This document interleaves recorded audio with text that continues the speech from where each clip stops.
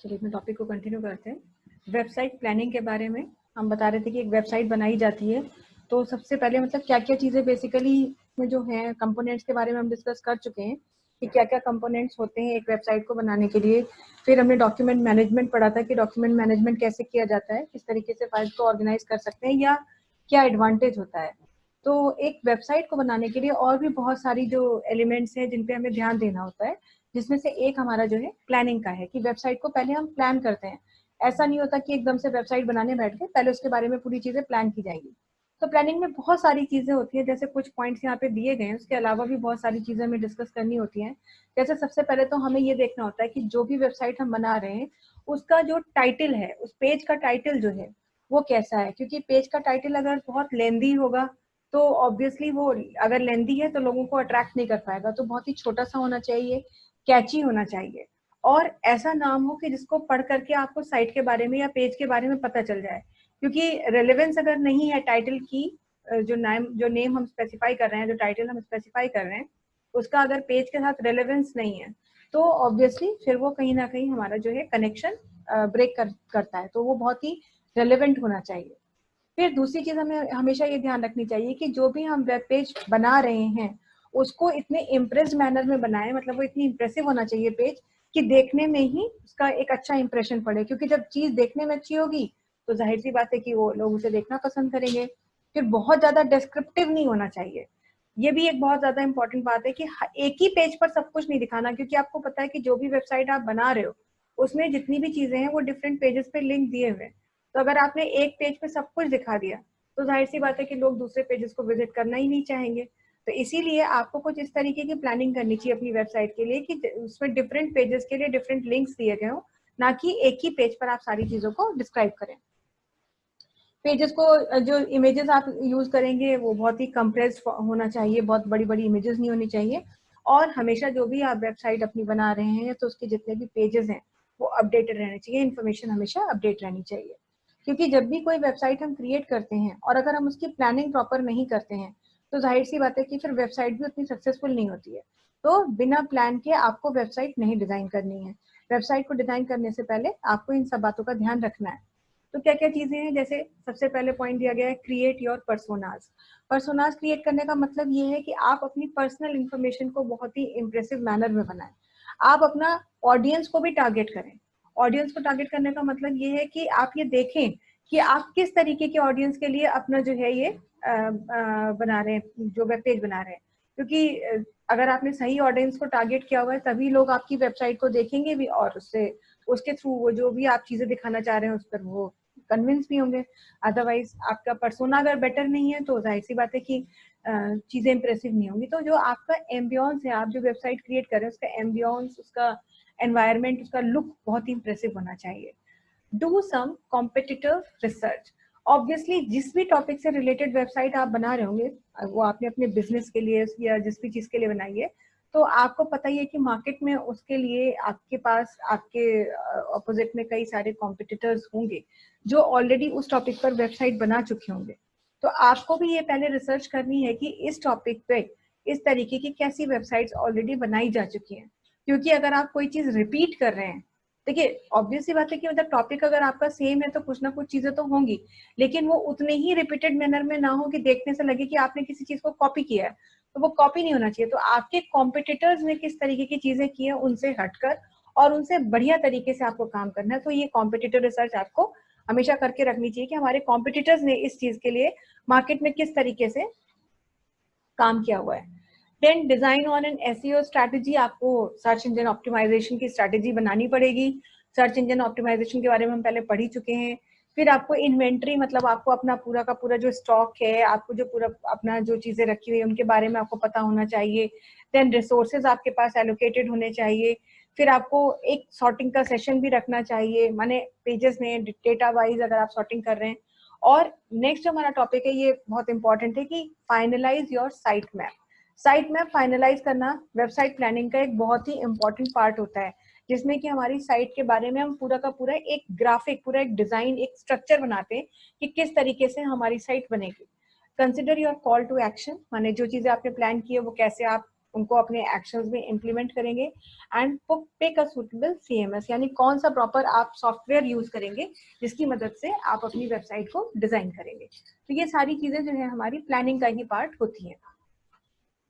अब जैसे हमने कहा कि डिफाइन योर टारगेट ऑडियंस, आपको अपनी ऑडियंस को टारगेट जो भी है आपका उसको डिफाइन करना है।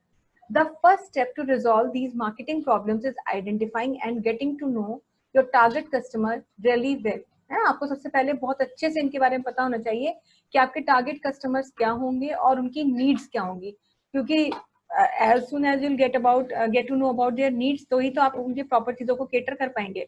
तो नीड्स आपको पता होनी चाहिए। The products and services you will offer, आप जिस भी प्रोडक्ट से रिलेटेड वेबसाइट अपनी डिजाइन कर रहे हैं उस प्रोडक्ट की जितने भी कैरेक्टरिस्टिक्स हैं और उससे रिलेटेड जो सर्विसेज आप दे रहे हैं उसके बारे में आपको पता होना चाहिए। What price points to set for your products and services, आपके क्या आपने डिसीजन है related to price value. The type of marketing material you'll need, अब आपको अपने प्रोडक्ट की मार्केटिंग के लिए किस तरीके के मटेरियल की जरूरत पड़ेगी, जैसे क्या सिर्फ एक आप वेबसाइट ही बना रहे हैं या फ्लायर बनाएंगे, पोस्टर्स बनाएंगे, रेडियो में ऐड देंगे, ब्लॉग पोस्ट लिखेंगे, क्या करेंगे। The benefits and features you'll highlight in your marketing material, जब आप प्रोडक्ट की मार्केटिंग कर रहे होंगे तो उसके कौन से एडवांटेजेस या बेनिफिट्स या उसके कैरेक्टरिस्टिक्स आप हाईलाइट करने वाले हैं। The exact keywords you'll use in your marketing copy, है ना, कौन कौन से कीवर्ड्स यानी मेन वर्ड, जैसे हमने आपको प्रेजेंटेशन में भी बताया था कि हम कुछ पंचिंग लाइंस या लिखते हैं तो वो पंच लाइंस भी हमारी कोई 3-4 वर्ड का कॉम्बिनेशन होता है। तो ऐसे यहाँ पर भी आप कौन से वर्ड्स हैं जो रिपीट कर रहे हैं कि पता चला आप रेडियो में ऐड दे रहे हैं तो भी आप वो चीज सुन रहे हैं, आप टीवी में ऐड दे रहे हैं तो भी आप सुन रहे हैं, आपने न्यूज़पेपर में ऐड दिया तो भी सुन रहे हैं, आपने फेसबुक में ऐड दिया तभी भी सुन रहे हैं। तो इस तरीके के कौन से वर्ड्स हैं जो रिपीट करेंगे आप अपनी मार्केटिंग स्ट्रैटेजी के लिए। डिजाइन क्या रहेगा मार्केटिंग मटेरियल का, व्हेन यू विल सेंड और डिस्प्ले योर मार्केटिंग मटेरियल, माने टाइम टू लॉन्च, और वेयर यू विल एडवर्टाइज, आपके एडवर्टाइजमेंट्स कहाँ कहाँ होंगे। तो ये टारगेट ऑडियंस को हिट करने के लिए आपको इन सब बातों का अच्छे से ज्ञान होना चाहिए, अच्छे से इनके बारे में पता होना चाहिए। Then organize your concepts and materials. Organize your concepts and materials का मतलब यही है कि आप किस तरीके से जो है अपनी जो भी आपका ऑब्जेक्टिव है, जो आप वो किस तरीके से आप उसे बना रहे हैं, माने आपने पूरी क्या अपनी प्लानिंग की है इस चीज को करने के लिए। तो कॉन्सेप्ट्स और मटेरियल्स को ऑर्गेनाइज करने के लिए बेसिकली 3 बहुत इंपॉर्टेंट फैक्टर्स होते हैं जिनसे कि हम ये पूरी की पूरी प्लानिंग करते हैं। वो तीनों फैक्टर्स में एक है कम्युनिकेटिंग, दूसरा एजुकेटिंग और तीसरा है हमारा मोटिवेटिंग। कम्युनिकेटिंग का मतलब ही है कि इफेक्टिव कम्युनिकेशन, आपको भी अगर किसी के साथ आप कम्युनिकेट कर रहे हैं, आपका कॉन्वर्सेशन हो रहा है और उस कॉन्वर्सेशन में अगर सामने वाला बहुत ही इफेक्टिवली कम्युनिकेट कर रहा है, उसका जो बॉडी लैंग्वेज है, उसके जो वर्ड्स हैं, उसका जो वे ऑफ टॉकिंग है वो बहुत ही इंप्रेसिव है, तो वो जिस चीज के बारे में भी बता रहा होगा आप ना केवल सुनना पसंद करेंगे, अगर वो किसी प्रोडक्ट के बारे में बता रहा है तो आप कन्विंस भी हो जाएंगे उस प्रोडक्ट के लिए। तो कम्युनिकेशन जो है बहुत ही इंपॉर्टेंट होता है कंसेप्ट्स को ऑर्गेनाइज करने के लिए। Effective communication is a building block of successful organisation. In other words communication acts as an organisational blood. तो किसी भी ऑर्गेनाइजेशन का ब्लड होता है कम्युनिकेशन। आपके पास भी बहुत सारे लोग अप्रोच करते होंगे कभी कभी इन पर्सन आकर के कि भाई हम फला ऑर्गेनाइजेशन से हैं, हमें इस चीज के लिए भेजा गया है। तो कुछ लोग ऐसे होते हैं जब आपसे वो अप्रोच करते हैं तो आप उनकी बातों को जरूर सुनते हैं क्योंकि वो बहुत ही इफेक्टिवली बोल रहे हैं। कुछ लोग ऐसा होता है कि वो आते ही लगता है कि अरे वो तो जबरदस्ती भेज दिया गया, बात ही करने में इंटरेस्टेड नहीं है। या कभी आप ही कहीं कोई मार्केट में कोई प्रोडक्ट खरीदने जाते हैं, सपोज आपने सोचा कि हम एसी खरीदते हैं, चलो तो आप एसी खरीदने के लिए गए।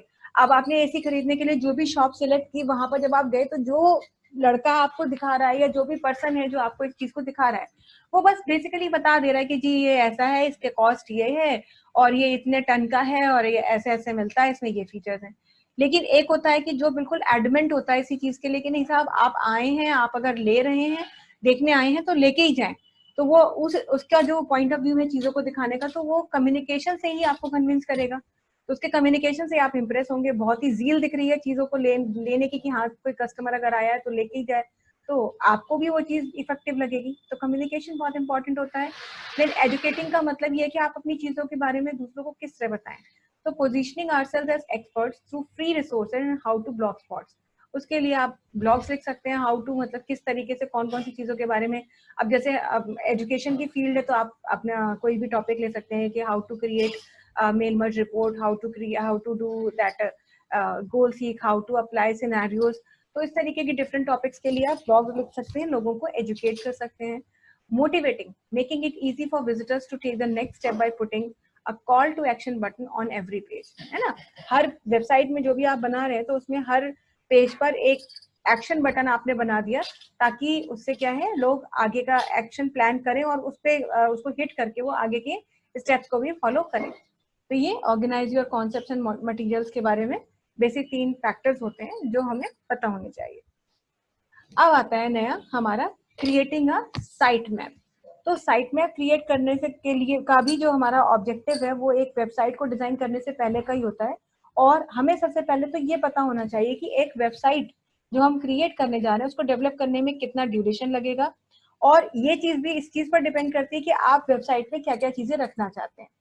तो कुछ चीजें हैं, ऐसे कुछ पॉइंट्स होते हैं जिन्हें डिस्कस करने के बाद ही हम ये डिसाइड करते हैं कि हमारा जो वेबसाइट होगा वो किस तरह से बनेगा, उसकी प्लानिंग क्या होगी।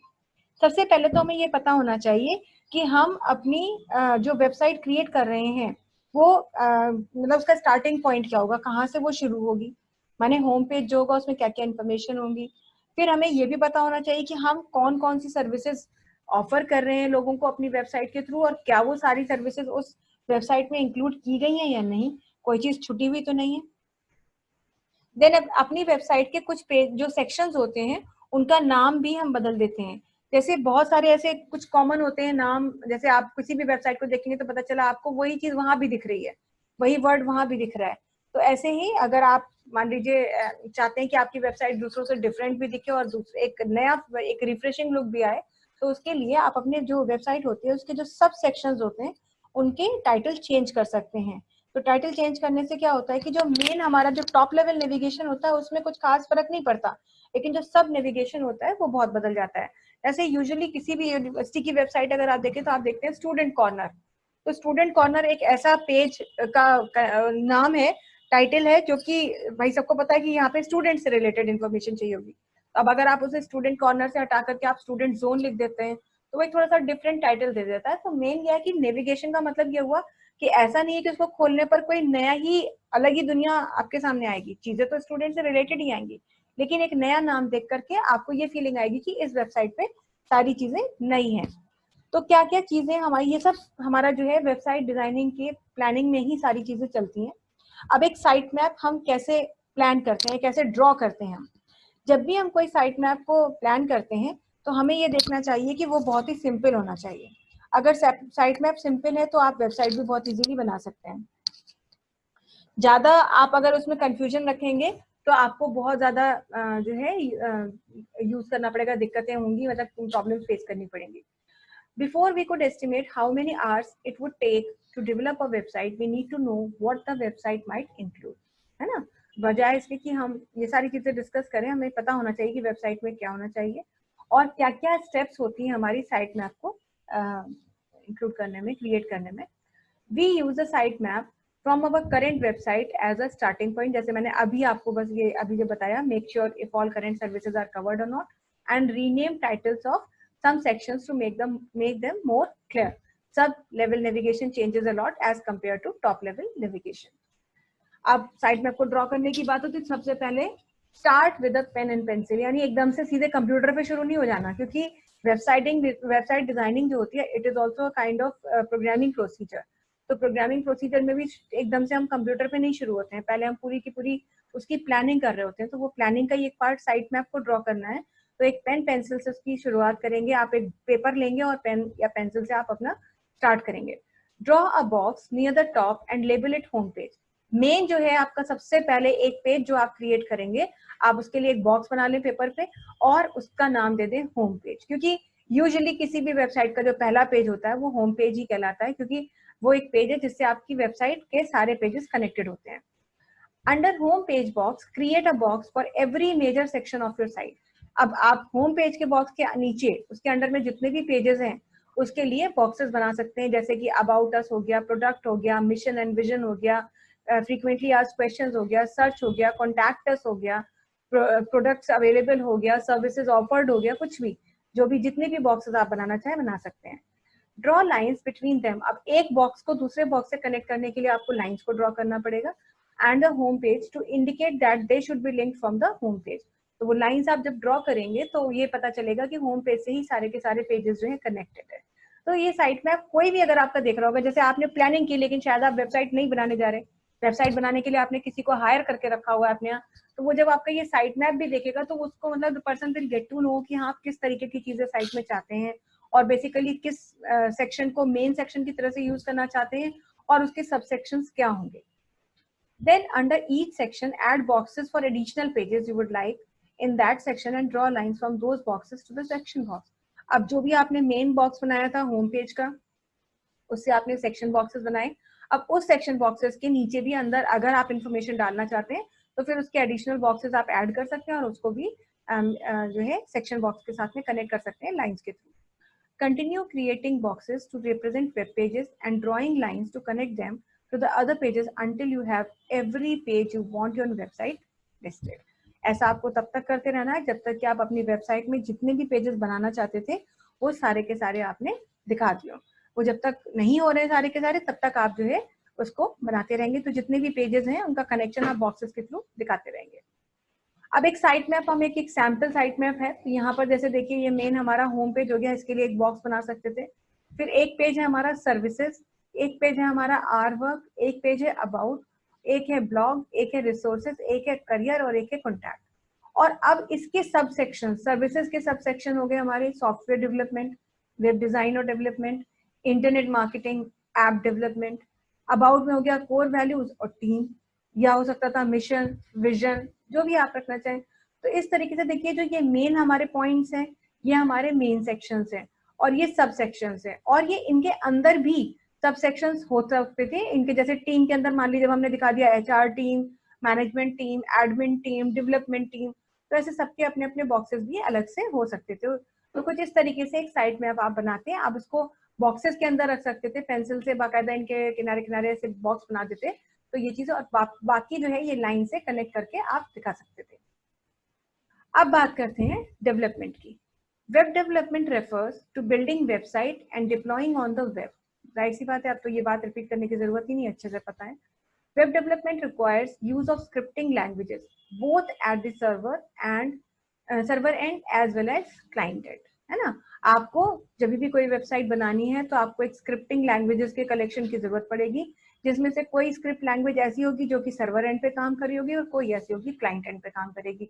जैसे अगर हम अपने यहाँ पर बात करें तो सर्वर एंड के लिए हम कोई भी PHP या Oracle ले सकते हैं और क्लाइंट एंड के लिए हमने जैसे CSS का यूज किया या HTML का यूज कर सकते थे। तो अब आपको क्या क्या चीजें जो है यहाँ पर ध्यान रखनी है, डेवलपमेंट में कौन कौन से पॉइंट्स जो है आपको ध्यान रखने हैं। Keep several aspects in mind, like सबसे पहले क्या चीज ध्यान रखनी है, what to put on the website, क्या क्या इन्फॉर्मेशन डालनी है, हु विल होस्ट इट, उसका होस्ट कौन होगा, who will make it, how to make it interactive, हमारी वेबसाइट इंटरैक्टिव कैसे बने, क्योंकि जितनी इंटरैक्टिव होगी उतनी ही बार विजिट की जाएगी और जितनी बार विजिट की जाएगी उतनी ही बार आपकी उसके जो है व्यूज बढ़ेंगे और वेबसाइट पे हिट्स बढ़ेंगे। हाउ टू कोड इट, कैसे उसकी कोडिंग की जाएगी, मतलब कि किस तरह से ये जो है हमारे इसके लिए कौन कौन सी लैंग्वेजेस हम प्लान कर रहे हैं यूज करेंगे वो हमें यहाँ पे डिसाइड करना है। How to create search engine finally friendly website, एक ऐसी वेबसाइट हमें डिजाइन करनी है जो कि सर्च इंजन फ्रेंडली हो।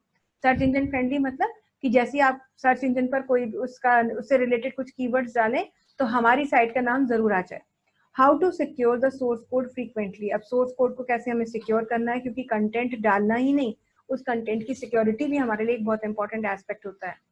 Before developing a website one should will the website design display well in different browsers, ये भी हमें डिसाइड करना चाहिए कि क्या जो डिजाइन हमने बनाया है वो डिफरेंट ब्राउजर्स में दिखाई देगा। तो ऑब्वियसली हमें ये डिसाइड करना ही पड़ेगा, क्योंकि अगर हमारे सारे ब्राउजर्स जिन पे जो कॉमनली यूज किए जाते हैं या फ्रीक्वेंटली यूज किए जाते हैं उन पर अगर हमारा कंटेंट वो सपोर्ट कर रहे हैं हमारे कंटेंट को, तब तो हमारे वेबसाइट का बनाना फायदेमंद है। और अगर हम कुछ ऐसी लैंग्वेजेस का यूज कर रहे हैं जो डिफरेंट ब्राउजर्स डिफरेंट मोड में नहीं करते हैं तो फिर हम फिर हमें इस बात का ध्यान रखना होगा कि सभी जगह पर हमारी वेबसाइट नहीं खोली जा सकती। तो कोशिश हम ये करते हैं कि कुछ इस तरीके के कंटेंट्स अपनी वेबसाइट पे रखें कि हमारी वेबसाइट किसी भी ब्राउजर में खोल दी जाए, बेसिक कंटेंट सारे के सारे उस पर सपोर्ट हो रहे हो और वो सारे के सारे कंटेंट्स वहां पर आराम से दिख रहे हों। Will the navigation menus be easy to use, navigation के लिए यानी एक पेज से दूसरे पेज पर जाने के लिए जो मेन्यू या लिस्ट हम दे रहे हैं वो आसानी से यूज की जा सकती है। Will the website loads quickly, website को लोड होने में टाइम तो नहीं लगेगा। How easily will the site pages print, अगर साइट के पेजेस को प्रिंट करना है तो कैसे इजी कैसे करना है, उसको कम समय में कैसे करना है। How easily will visitors find important details specific to the website, अब जिस पर्टिकुलर टॉपिक से रिलेटेड वेबसाइट है उसके मेन पॉइंट्स यानी कि मेन जो भी चीजें टॉपिक्स हैं या डिटेल्स हैं, अगर आप उस प्रोडक्ट से रिलेटेड उसको कैसे दिखाएं कि वेबसाइट से लोग इजीली उस जगह पर जा सकें, उन्हें खुद ज्यादा मेहनत उस वेबसाइट पर उस डिटेल को ढूंढने में ना करनी पड़े। How effectively the style sheets B use on your website, और किस तरह से कितने इफेक्टिव मैनर में हमारी स्टाइल शीट्स यूज की जाएंगी, इसका भी हमें ध्यान रखना होता है। जैसे यहाँ पर ये डेवलपमेंट को एक डायग्राम से बना करके दिखाया गया, तो भाई मेन तो हम वेबसाइट को डेवलप कर रहे हैं। अब इसमें क्लाइंट साइड कोडिंग के लिए इनमें से किसी भी लैंग्वेज का यूज कर सकते थे, जैसे एजैक्स का यूज कर सकते हैं, फ्लैश है, जावास्क्रिप्ट है, जेक्वेरी है, सिल्वर लाइट है, एचटीएमएल है और सीएसएस है। तो हमने अपने सिलेबस के हिसाब से जावास्क्रिप्ट भी पढ़ी हुई है और हम एचटीएमएल और सीएसएस भी यूज कर चुके हैं। तो ये सारी सर्वर साइड कोडिंग का मतलब ये है कि हमें एक ऐसी कोडिंग करनी है जिससे कि हमारा कंटेंट स्टोर हो। तो जैसे मैंने बोला कि हम ASP का यूज कर सकते हैं या PHP का यूज कर सकते हैं। इसके अलावा भी हमारे पास और बहुत सारी लैंग्वेजेस हैं, जैसे कोल्ड फ्यूजन है, वैसे ज्यादा पॉपुलर में आपकी आ जाती है पाइथन है, रूबी है, जावा है, .NET फ्रेमवर्क का आप यूज कर सकते हैं। तो ये हम यूज कर सकते हैं सर्वर साइड, तो जैसे सर्वर साइड पे हमारे कंटेंट को स्टोर करने के लिए। और ऐसी जिससे कि दोनों काम हमारे हो रहे हैं, तो क्लाइंट और सर्वर साइड की कोडिंग करनी है तो उसके लिए हम यहाँ पे ये GWT जिसे हम गूगल वेब टूलकिट कहते हैं, या डार्ट या ओपा या टर्सस का यूज कर सकते हैं। तो इतनी सब चीजों का डिसीजन जो है हमें वेबसाइट के डेवलपमेंट के लिए करना पड़ता है। अब आती है बात टेस्टिंग एंड डिलीवरी। जब हम यहाँ तक पहुंच जाते हैं तो अब वेब डिजाइनर जो है उसको अब ये भी देखना है कि हमारी वेबसाइट जो है फाइनल स्टेज पर ऑलमोस्ट पहुंचने वाली है, तो उसको अब अपनी वेबसाइट की सारी डिटेल्स को फाइनलाइज करना है और उसे टेस्ट भी करना है, और ये देखना है कि सारी चीजें मतलब सक्सेसफुली सारी चीजें चल रही हैं या नहीं चल रही हैं, और डिफरेंट वेब ब्राउजर्स पर हमारे कंटेंट जो है सपोर्ट कर रहा है कि नहीं कर रहा है, और ये भी देखना है कि हमारी वेबसाइट ऑप्टिमाइज्ड है प्रॉपरली कि नहीं। तो ये सारी चीजों को जो है टेस्टिंग और डिलीवरी प्रोसेस में आती है। एक बार ये सारी चीजें वेब डिजाइनर जो है देख करके टेस्ट करके फाइनली उसको अप्रूव कर देता है, तो उसके बाद अब हम अपनी साइट को डिलीवर कर सकते हैं। टेस्टिंग पहले कर लेगा वेबसाइट, टेस्टिंग करने के बाद सारी चीजों को जब वो अप्रूव करेगा उसके बाद आप अपनी साइट को डिलीवर कर सकते हैं। Testing is probably the most routine part of a process. Obviously आपको टेस्टिंग करना ही है। Every single link should be tested to make sure that there are no broken ones among them. एक एक लिंक को, एक एक कनेक्शन को प्रॉपरली चेक किया जाता है कि ऐसा तो नहीं कहीं भी कोई लूप होल रह जाए हमारी वेबसाइट में, या हम लिंक पे विजिट करना चाहें तो नहीं विजिट कर पा रहे हैं। ये सारी चीजों को बहुत ही माइन्यूटली चेक किया जाता है। You should check every form, every script, run a spell checking software to find possible typos. कई बार टाइपोग्राफिक एरर्स हो जाती हैं, मतलब मैनुअल एरर्स हो जाती हैं, तो इस तरीके की टाइपोग्राफिक एरर्स ना हो उनको भी अच्छे से चेक करिए। एक एक फॉर्म, अगर आपकी वेबसाइट में फॉर्म्स है तो आप उन्हें चेक करें। हर स्क्रिप्ट को प्रॉपरली देखें और उन्हें रन कराएं कि कोडिंग प्रॉपरली आउटपुट को एग्जीक्यूट करके दे रही है कि नहीं दे रही है। Use code validators to check if your code follows the current web standards, है ना। तो आप वैलिडेशन मतलब आप ये भी चेक करके देखें कि जो प्रॉपर वैलिडेशन हमने लगाए गए हैं तो वो वैलिडेशन सही से काम कर रहे हैं या नहीं कर रहे हैं। ऐसा तो नहीं कि कोई गलत इनपुट वो एक्सेप्ट कर ले रहा है, और हम पहले भी डिस्कस कर चुके हैं कि अगर इनपुट गलत है तो आउटपुट कभी भी सही नहीं मिल सकता। तो इसको वैलिडेट करना है। For example if cross browser compatibility is crucial for you, cross browsing जैसे एक एक अलग अलग ब्राउजर पे भी चेक कर चला करके देखना है कि सही से हमारे ब्राउजर जो है हमारी साइट को सपोर्ट कर रहे हैं कि नहीं कर रहे हैं। After you check and recheck your website, it's time to upload it to a server. अब जब चेकिंग हो गई और अप्रूव हो गया, सब कुछ ओके है, तब हम उसको साइट को अपलोड करते हैं सर्वर पर। इसके लिए क्या है कि हमें एक FTP सॉफ्टवेयर की जरूरत पड़ेगी, एक फाइल ट्रांसफर प्रोटोकॉल सॉफ्टवेयर चाहिए होगा। After you deployed the files, इसके बाद जैसी फाइल्स को डिप्लॉय किया जाएगा, you should run yet another final test to be sure that all your files have been installed correctly. एक बार साइट अपलोड हो जाएगी, डिलीवर हो गई, तो फिर उसके बाद एक बार आपको फिर से फाइनली ये चेक करना होगा कि क्या सारी चीजें ठीक से हमारी फाइल्स वगैरह इंस्टॉल हो गई हैं या नहीं, और अब साइट जो है हमारी प्रॉपर्ली काम कर रही है या नहीं। सम इम्पॉर्टेंट पॉइंट्स, इसके अलावा और क्या क्या चीजें हमें ध्यान रखनी है। तो हमें सबसे पहले तो first impression lead to higher satisfaction, ये बहुत इंपॉर्टेंट पॉइंट है जो हमको ध्यान रखना है। First impression leads to higher satisfaction का मतलब है कि आपकी साइट का जो लुक है उसका इंप्रेशन क्या है, क्योंकि जितना आपका वेबसाइट का लुक इम्प्रेसिव होगा, देखिए पेजेस पे विजिट करना, उन डिफरेंट लिंक्स को फॉलो करना, चीजें हमारी नीड के अकॉर्डिंग मिल रही हैं या नहीं मिल रही हैं, ये तो सेकेंडरी चीज है। पहले तो हमें ये देखना है कि चीज देखने में, क्योंकि इंसान पहले देख रहा है आपकी वेबसाइट और आप सबसे पहले वो आपकी वेबसाइट का होम पेज देखेगा, तो उस पे अगर होम पेज का इंप्रेशन अच्छा पड़ गया तो कम से कम इंसान इतना टाइम देगा कि वो बाकी लिंक्स को विजिट करेगा। लेकिन अगर होम पेज ही इतना मोनोटनस हो, बोरिंग हो या लेस इंप्रेसिव हो, तो वो अट्रैक्ट ही नहीं कर रहा यूजर को, तो पेजेस पे विजिट करना तो बहुत बाद की बात आती है। क्योंकि मतलब बाय नेचर हम लोग हमेशा उस चीज की तरफ अट्रैक्ट होते हैं, अट्रैक्टिव चीजों की तरफ ही हम अट्रैक्ट होते हैं ऑब्वियसली। तो मोनोटनस चीज हमें नहीं रखना है, तो बहुत ही अट्रैक्टिव हो, इम्प्रेसिव हो, क्योंकि जब इम्प्रेसिव होगी तो हम वेबसाइट को खोल के रखेंगे, हम कम से कम एक एक बार सारे लिंक्स को विजिट करना चाहेंगे और हर पेज को हम इम्प्रेसिव लुक देंगे, ताकि जितना ज्यादा इम्प्रेसिव हमारी वेबसाइट बनी होगी, हमारे विजिटर जो भी हमारी साइट को विजिट कर रहे हैं उनका सेटिस्फेक्शन लेवल उतना ही ज्यादा होगा।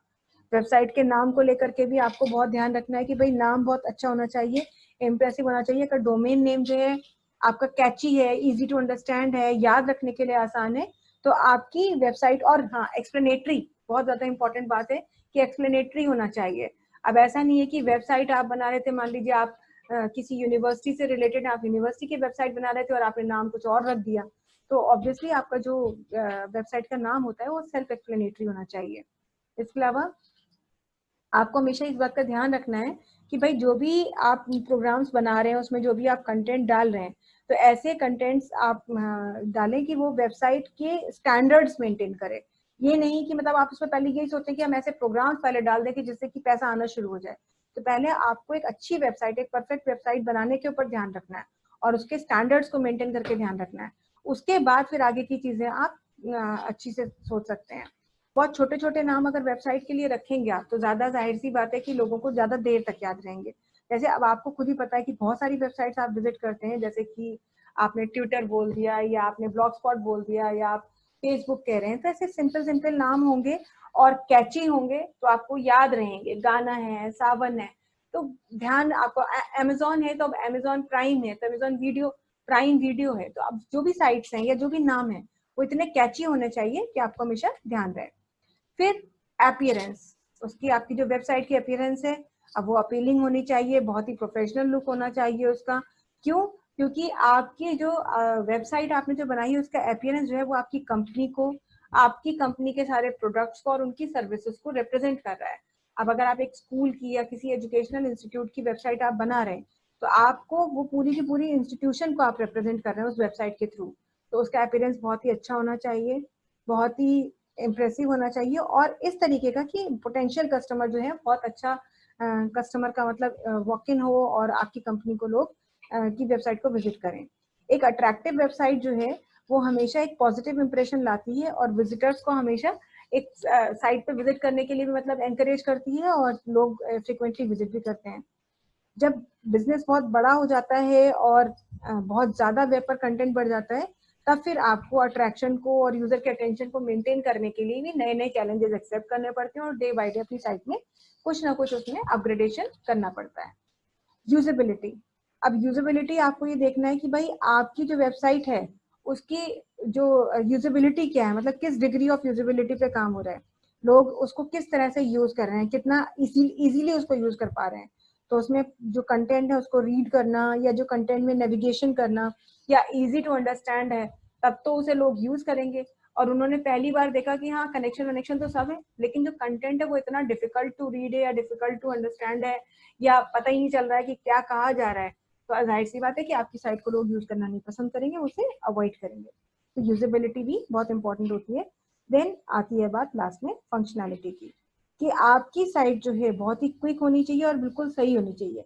अगर साइट में कुछ भी आपने गलत इंफॉर्मेशन डाली है या आपने जो कंपोनेंट्स हैं वो मतलब आपके जो लिंक्स जो हैं ब्रोकन है सॉरी, या कंटेंट्स को आपने प्रॉपरली कंस्ट्रक्ट नहीं किया है, तो हमेशा कोई भी विजिटर अगर आपकी साइट को विजिट कर रहा है तो फ्रस्ट्रेट हो जाएगा और फिर आपकी साइट पर वो कभी भी दोबारा नहीं आना चाहिए। तो फंक्शनैलिटी बहुत अच्छी होनी चाहिए, जो इन्फॉर्मेशन आप दे रहे हैं पूरी अप टू द मार्क होनी चाहिए और बहुत ही मतलब एक्सपेक्टेशन के अकॉर्डिंग काम होना चाहिए, चाहे फिर वो हाइपरलिंक से रिलेटेड हो, चाहे फॉर्म्स हो जो भी बनाए हो, या साइट सर्च हो, या रजिस्ट्रेशन, जो कुछ भी आपने उसमें किया हो वो बहुत ही अच्छी तरीके से प्लान किया गया हो, उस तरीके से काम किया हो। तो ये सारे जो पॉइंट्स हैं ये वेबसाइट डिजाइनिंग के टाइम पर आपको ध्यान रखने चाहिए। नेक्स्ट आती है बात search engine and Meta search engine. Search engine क्या होता है? सबको पता है कि एक सर्च इंजन ऐसा प्रोग्राम होता है that searches for and identifies item in a database that correspond to keywords और characters specified by the user, use specially for finding particular sites on world wide web. www यानी कि internet पर आप किसी भी particular चीज से related information को अगर आप देखना चाहते हैं, जानना चाहते हैं उसके बारे में, तो आप किसी भी सर्च इंजन को विजिट करते हैं। तो ये ऐसा सॉफ्टवेयर या ऐसा प्रोग्राम होता है जो आपको किसी भी इंफॉर्मेशन को सर्च करने में आपकी हेल्प करता है।